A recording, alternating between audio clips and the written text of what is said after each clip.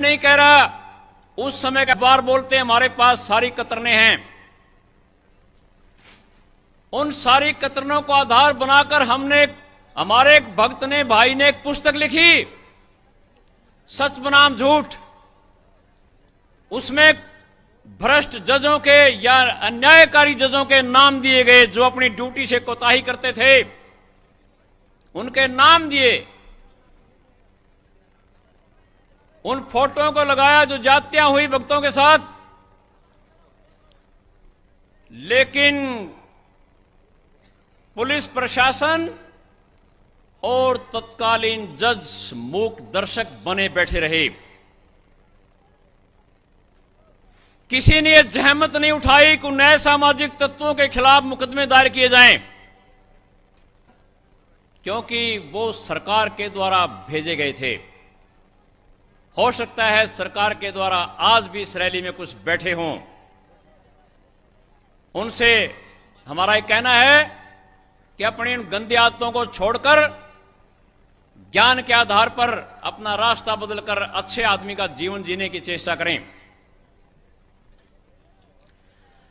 इन सारी कार्रवाई को देखते हुए देश के विभिन्न जगहों पर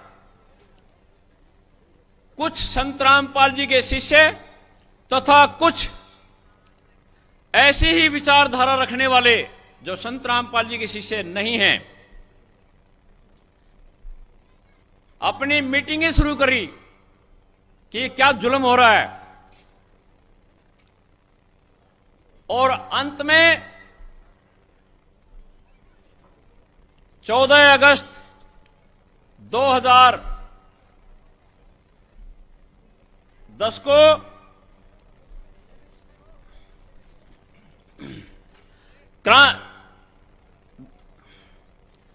राजनीतिक, प्रशासनिक और न्यायालय की असहनीय बर्बरता का मुकाबला करने के लिए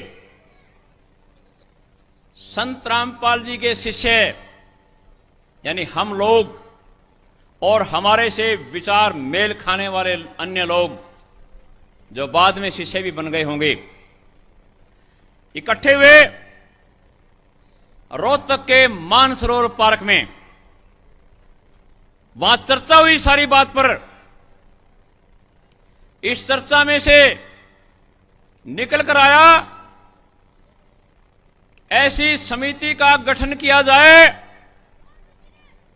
जो सत्य आध्यात्मिक ज्ञान के प्रचार प्रसार को करने वाले संतों व अन्य संस्थाओं का साथ दिया जाए। कोई गुंडा तत्व बीच में दखल डालता है तो उनको आध्यात्मिक ज्ञान के बल पर प्रेम से समझाकर रास्ते पर लाया जाए। बहुत जद्दोजहद के बाद राष्ट्रीय समाज सेवा समिति का गठन हुआ और वहां उपस्थित सदस्यों ने, अन्य सभी भक्तजनों ने और जो बिना भगत थे वे भी, सबने मिलकर सर्वसम्मति से राष्ट्रीय समाज सेवा समिति की कार्यकारिणी का गठन किया गया, जिसके प्रधान भगत रामकुमार दास जी ढाका को चुना गया।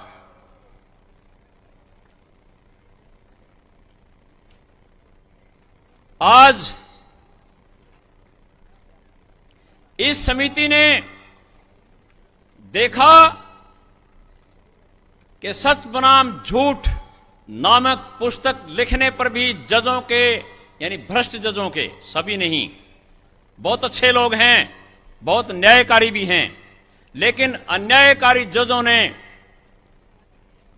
न्यायालयों की गरिमा को गिराया है। राष्ट्रीय समाज सेवा समिति ने उस गिरती हुई गरिमा को संभालने के लिए ऐसे भ्रष्ट जजों का ध्यान आकर्षित करने के लिए तथा सत्य आध्यात्मिक ज्ञान के जरिए उनको समझाकर उनका रास्ता बदलने के लिए एक पुस्तक और लिखी, जिसका नाम है न्यायालय की गिरती गरिमा।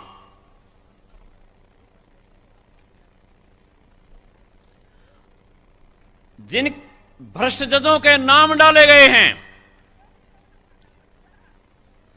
उनके बारे में कोई पूछताछ नहीं की गई, बल्कि उनके कहने से उनके बचाव में माननीय उच्च न्यायालय पंजाब एंड हरियाणा ने हमारी समिति के अध्यक्ष भगत राम कुमार दास जी को एक नोटिस भेजा, उसके बाद उनका सम्मन भेजा और उन्हें आज दिनांक 24/9/2014 को निजी तौर से, जैसे अंग्रेजी में इन पर्सन बोलते हैं, निजी तौर से हाई कोर्ट के जज माननीय भल्ला जी की कोर्ट नंबर 6 में उपस्थित होने के लिए कहा गया। हमारे प्रधान जी आज वहां उपस्थित होने के लिए गए हुए हैं। अब हम ये कहना चाहते हैं कि हमने ये पुस्तक किसी का अपमान करने के लिए नहीं छापी, हमने भ्रष्टाचार में लिप्त कुछ जजों को ज्ञान के आधार पर समझाने की चेष्टा की है, ताकि वे भी अपना रास्ता ठीक चुन लें। आध्यात्मिक ज्ञान ये कहता है